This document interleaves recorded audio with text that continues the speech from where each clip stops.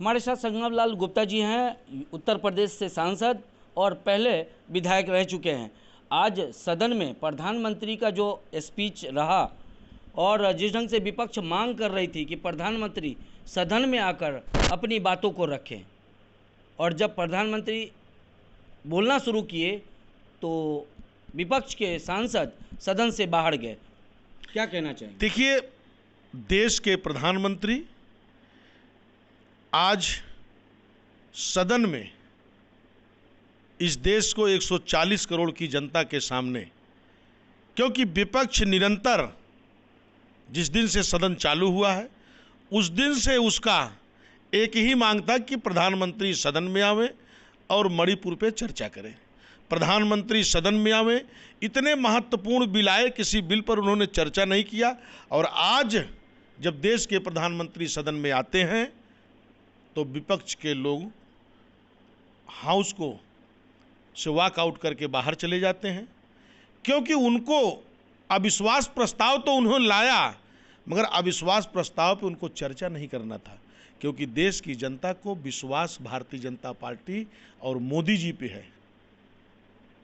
और आज देश की जनता, 140 करोड़ की जनता ने माननीय देश के प्रधानमंत्री की बात विस्तार से 2.5 घंटा उन्होंने देश के सामने रखा, और उनकी सुनने की क्षमता नहीं थी, क्योंकि वो विश्वास खो चुके हैं। उनके अविश्वास से इस देश की जनता में जो विश्वास मोदी जी के प्रति और भारतीय जनता पार्टी के प्रति है, वो आज सामने दूध का दूध और पानी का पानी हो गया। कल हमारे माननीय गृह मंत्री जी ने मणिपुर पर विस्तार से 2 घंटे उन्होंने बोलने का काम किया। तो अब ये कांग्रेस के लोग, विपक्ष के लोग, ये सिर्फ अपना गठबंधन बचाने के लिए, इनको देश की जनता से कोई हित नहीं है, इनको अपने परिवार को बढ़ावा देना है, इनको भ्रष्टाचार का बढ़ावा देना है, ये कैसे अपने वजूद को बचा सके। मगर देश के 140 करोड़ जनता का जो विश्वास मोदी जी के प्रति है, वो देश अपने आप में गौरवान्वित है, और हमारा देश आगे बढ़ रहा है, देश मजबूत हो रहा है, गरीबों को उनका हक मिल रहा है, समाज के अंतिम पायदान पर जो गरीब हैं उनके जीवन में परिवर्तन हो रहा है। और आने वाले, क्योंकि हम अमृतकाल में प्रवेश किए हैं, और अमृतकाल के जब हमारे 2047 जिस दिन पूर्ण होंगे, उस दिन ये भारत एक मजबूत भारत होगा, क्योंकि माननीय प्रधानमंत्री जी कहते हैं जब तीसरी बार हम सरकार में आएंगे तो पूरी दुनिया की अर्थव्यवस्था हमारे भारत का तीसरा नंबर होगा, और दृढ़ विश्वास के साथ कहते हैं। और आज उन्होंने देश के इस 140 करोड़ जनता के सामने सदन में भी उन्होंने रखने का काम किया है। India INDIA. देखिए, भ्रष्टाचार क्विट इंडिया, परिवारवाद क्विट इंडिया, और जिस तरीके से 1942 में महात्मा गांधी ने एक नारा दिया था, अंग्रेजों क्विट इंडिया, तो वही कल से शुभारंभ हमारे देश के प्रधानमंत्री ने कि परिवारवाद क्विट इंडिया, भ्रष्टाचार क्विट इंडिया, इसका जो नारा उन्होंने दिया है, देश की जनता अपने आप में, क्योंकि हमारा भ्रष्टाचार जड़ों को कमज़ोर कर रहा है, और कांग्रेसियों का और बाकी के 26 दलों का इतिहास रहा है कि इनको परिवारवाद और भ्रष्टाचार और तुष्टीकरण, ये तुष्टीकरण की राजनीति करते हैं, और तुष्टीकरण की राजनीति से हमारा देश खोखला हो रहा था, जिसको जनता जान चुकी है, पहचान चुकी है। तो ऐसे लोगों को देश की जनता ने नाकार दिया है, जो तुष्टीकरण की राजनीति करते हैं, जो भ्रष्टाचार की राजनीति करते हैं, और जो परिवारवाद की राजनीति करते हैं, उनको जनता पूरी तरीके से नाकार चुकी है। देश की सबसे बड़ी पार्टी राहुल गांधी जी कई महीनों बाद सदन में पहुंचे, सदस्यता वापस हुई, उनका व्यवहार कैसा रहा? राहुल गांधी जी को पहले तो उनको ज्ञान होना चाहिए कि सदन में क्या बोलना है। जैसे उनकी एक मत मारी गई है, ऐसे ऐसे प्रश्न एक बच्चे जैसा वो प्रश्न रखते हैं, उनको सीखने की आवश्यकता है।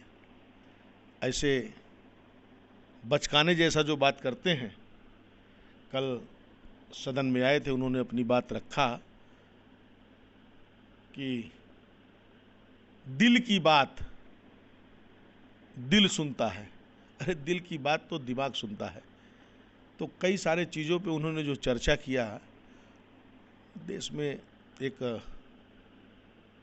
क्या कहें उनके बारे में, क्योंकि कल देश की जनता ने उनके भाषण को भी सुना होगा कि हमारे युवराज जिसके साथ 26 दलों का गठबंधन हुआ है, इन गठबंधन से देश का क्या भला हो सकता है, ये गठबंधन इस देश का क्या हित कर सकते हैं। इनको तो अपने हित की पड़ी है, अपनी पार्टी की पड़ी है, अपने परिवार की पड़ी है, इससे देश का भला नहीं हो सकता। कल कई महिला सांसदों ने राहुल जी को के व्यवहारों को लेकर के सवाल खड़े किए। हाँ, राहुल गांधी, देखिए हमारा हिंदुस्तान एक सांस्कृतिक कल्चर है, एक आदर्श, एक सम्मान है, ये कोई फॉरेन नहीं है। अब वो एक फॉरेन के कल्चर में काम करना चाहते हैं। भी हमारे यहाँ अगर बेटी 15 साल की हो गई तो पिता भी उसको किस नहीं लेता है, उसका माथा चूमता है कि नहीं जी। और जब भारत जोड़ो अभियान चला रहे थे तो श्रीनगर में क्या कर रहे थे तो देश भी देख रहा था। जब बाप अपनी बेटी का माथा चूमता है, क्योंकि हमारी संस्कृति, हमारी विरासत, हमारे संस्कार जो देश के भारत के हैं, कोई फॉरेन नहीं है ना, तो बहुत सारी चीज़ें उनको सीखने की ज़रूरत है। एक लास्ट, इस सत्र को कैसे देखते हो, कितना आपको लगा सफल रहा ये सत्र? देखिए, जिसको काम करना है उसके लिए सफल रहा, और जिसको सिर्फ चिल्लाना है सदन में, कुछ काम नहीं करना है, क्योंकि लोकसभा का सांसद लोकतंत्र का मंदिर है, और लोकतंत्र के मंदिर में जब हमारी जनता जनार्दन हमें चुनकर भेजती है तो यहाँ एक महत्वपूर्ण बिल पे चर्चा होता है, देश के कई सारे महत्वपूर्ण बिलों पे चर्चा होते हैं। तो हमारा दायित्व होता है कि हमें काम करने के लिए जनता ने भेजा है। हमें सदन में हल्ला मचाने के लिए तो काम करने वाले को संतुष्टि है, और नहीं काम करने वाले अपना हल्ला मचाते हैं। अपने लोकसभा के वोटरों के लिए क्या कहना चाहिए लास्ट में? देखिए, हमारे लोकसभा के देवतुल्य जनता जो हमारी भाग्य के विधाता हैं, हम निरंतर अपने क्षेत्र के परिवर्तन के लिए, क्षेत्र के विकास के लिए, क्षेत्र की बातें सदन में उठाने तक हम अपने दायित्व का, कोशिश यही रहता है कि पूरी ईमानदारी से हम अपनी दायित्व का निर्वाह कर सकें। और श्रावण मास का महीना चल रहा है, मैं अपने क्षेत्र की जनता को कि वो खुशहाल रहें, बाबा विश्वनाथ की कृपा उनके ऊपर निरंतर बनी रहे, इस श्रावण मास में उनके परिवार में सुख समृद्धि का वास हो।